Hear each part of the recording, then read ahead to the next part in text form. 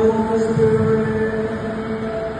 May we continue to proclaim the message of faith and revelations to all nations. We pray to the Lord.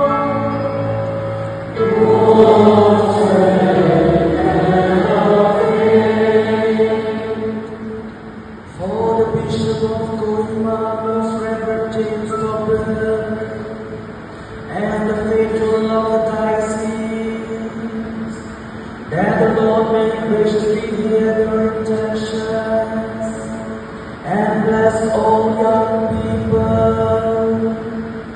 and the faithful with renewed faith, guidance, and the strength to follow Christ wholeheartedly. We pray to the Lord.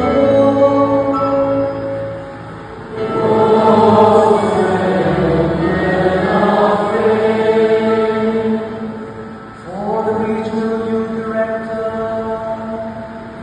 diocese youth directors, lady animators, Rexcos and Excos, that they may be guided by the Holy Spirit, blessed with strength and wisdom, and continue to inspire and lead the youth with dedication and love.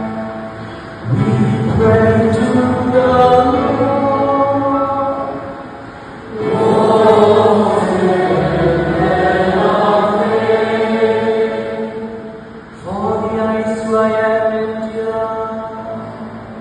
And all the young people across the nations, that they may be guided by God's wisdom, empowered to live a just and compassionate society, and strengthened in their faith, to be with